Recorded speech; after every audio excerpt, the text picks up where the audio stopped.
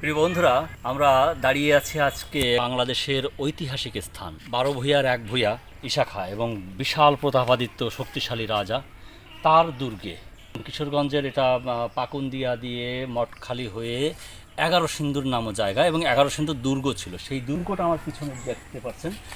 দুর্গের আর কিছুই নেই, কিন্তু উঁচু মাটির ডিবি হয়ে পড়ে আছে। সেখানে এই যে এরকম ইট, বিভিন্ন পোড়ামাটির ইট রয়েছে, এই যে দেখছেন এরকম।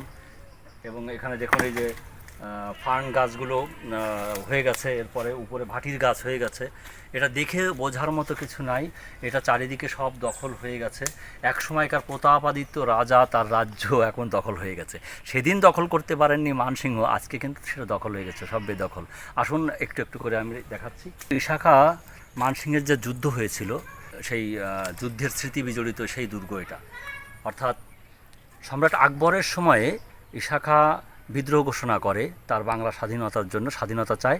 সেই সময়ে আকবর তার সবথেকে তুখোড় সেনাপতি তাকে পাঠায় ইশাখাকে দমন করার জন্য, অর্থাৎ মানসিংহকে পাঠায়। মানসিংহর সামনে দাঁড়ানোর মতো কোনো যোদ্ধা ছিল না, তাকে পাঠানো হয় এই যুদ্ধ করতে এবং এই বাংলা যাতে আবার আকবরের দখলে যায় এবং এই বিদ্রোহ দমন করতে পারে, ইশাখার এই বিদ্রোহ দমন করতে পারে, তার জন্য মানসিংহকে পাঠানো হয়। এবং সেখানে কিন্তু এই দ্বন্দ্বযুদ্ধ হয় মূলত। ইশাখারা অলরেডি একটা যুদ্ধ করে আসছিল, যুদ্ধ করে এসে তারা কিন্তু ক্লান্ত ছিল। এটা ১৫৯৬-৯৮ এই সময়ের এই যুদ্ধের ঘটনাটা হয়।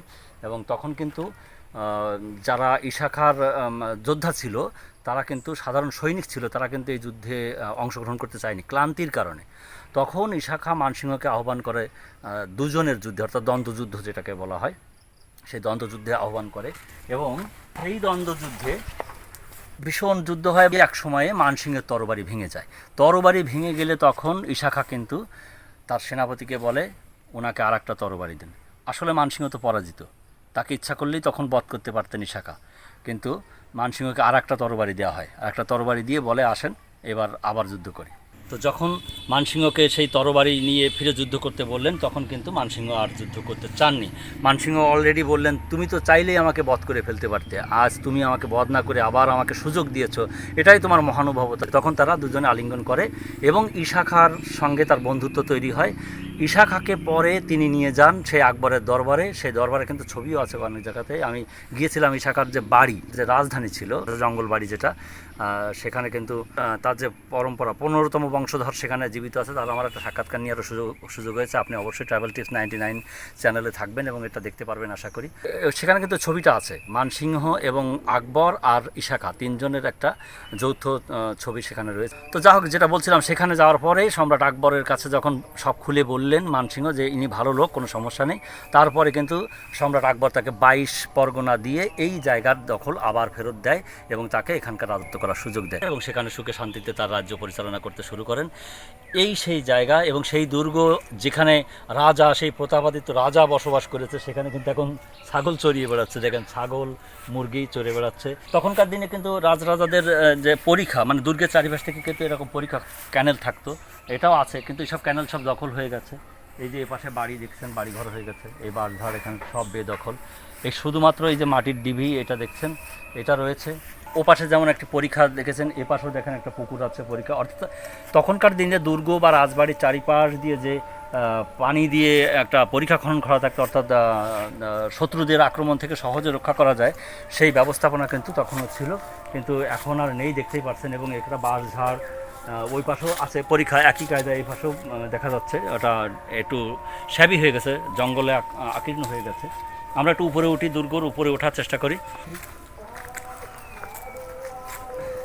আমরা দুর্গর আর একটু উপরে যাব, কিন্তু যাওয়ার আগে একটা জিনিস আমরা দেখাতে চাই।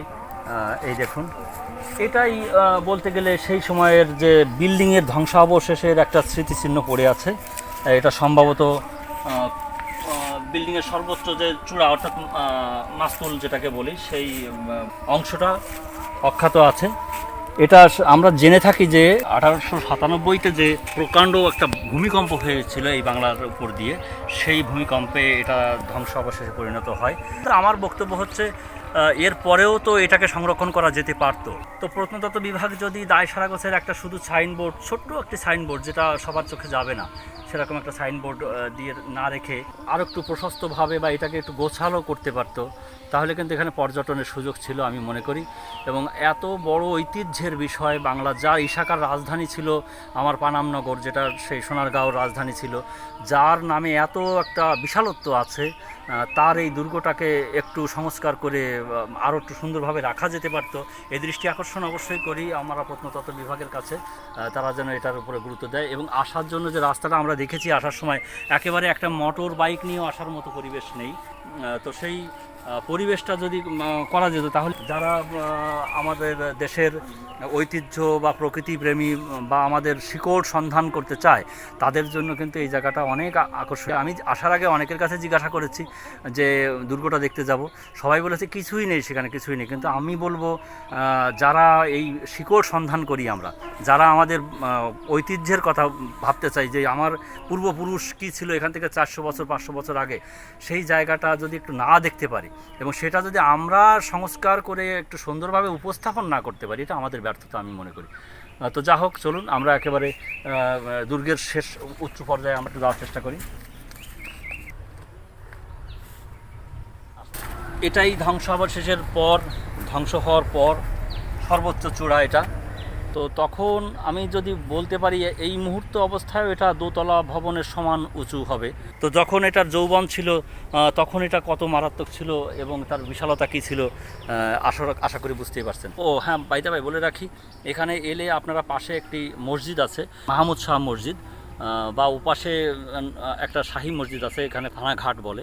বন্ধুরা, আপনাদের কাছে অবশ্যই আমার নিমন্ত্রণও থাকবে যে যদি এই দুর্গটা দেখার কারো আগ্রহ থাকে অবশ্যই আসবেন, এবং এলে সাথে সেই পুরানো এখান থেকে 400-500 বছর আগের যে শাহী মসজিদ আছে এবং মোহাম্মদ শাহ মসজিদ আছে, এই দুটো মসজিদও এই সঙ্গে দেখে গেলে আপনাদের অবশ্যই ভালো লাগবে। তো ভালো থাকুন, পরবর্তী আবার কোনো সুন্দর ভিডিও, সুন্দর স্থানে আপনাদেরকে নিয়ে যাব। সে পর্যন্ত ভালো থাকুন, সুস্থ থাকুন। ট্রাভেল টিপস 99 এর সঙ্গে থাকুন। Thank you.